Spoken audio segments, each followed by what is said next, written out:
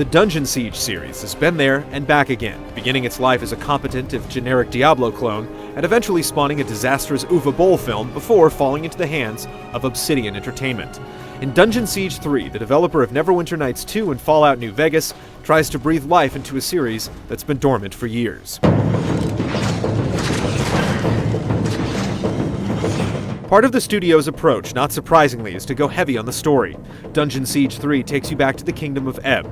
Long story short, the vile villain Jane Cassinder has overseen the slaughter of the storied valiant 10th Legion, becoming the de facto ruler of much of Ebb in the process. Each of the 4 playable characters you can choose from has ties to the military order, and at the game's outset, you answer a call from Venerable Odo, the last known surviving 10th Legionnaire, to rally and take back the kingdom. Help us restore all that was lost. Your faithful friend, Odo. Dungeon Siege 3 is particularly dialogue-heavy for a hack-and-slash RPG. It wouldn't be an Obsidian game without branching dialogue trees, and Dungeon Siege 3's work just like you'd expect. By extension, this means that you'll get to indulge in the occasional moral choice mixed amidst the run-of-the-mill quest dialogue.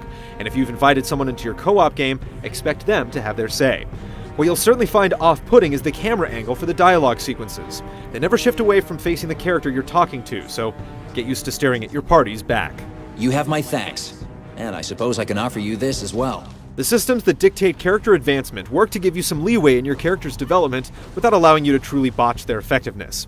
As you level up, you pick abilities that grant you specific powers, assign specializations that alter the way these behave, and choose talents to give you metagame buffs. This 3-pronged system might sound a little convoluted, but you'll appreciate the customizability once you get a chance to tinker with it. Each character has 2 stances designed to grant them the versatility to handle different scenarios, and as you make your choices when you level up, you'll invariably end up focusing toward one. Katarina, for instance, can switch between her rifle, which does heavy damage at long range, and her twin shotguns, which are good for handling crowds at close range. While in rifle stance, she has powers that debilitate enemies and inflict heavy damage. When dual-wielding shotguns, her attacks hit multiple enemies, and her powers lean toward crowd control. The minute-to-minute action is about what you'd expect, and based on the preview version we played, it all translates well to an Xbox 360 controller. The overarching dynamic revolves around a resource called Focus, which builds as you perform basic attacks and depletes when you shoot your powers. As you fight, you also build up power orbs that you can use to unleash enhanced versions of your special attacks.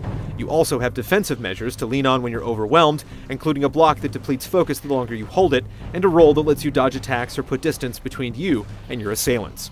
Moreover, every character has access to defensive abilities that you can activate while blocking. When combined with the aforementioned stances, your defensive capabilities make it so that combat never devolves into you standing still and trading blows with your enemies. Unless you actually want it to.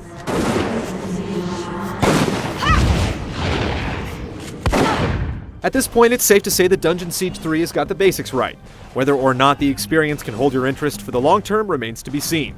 Stay tuned for our full review once the game hits stores next month.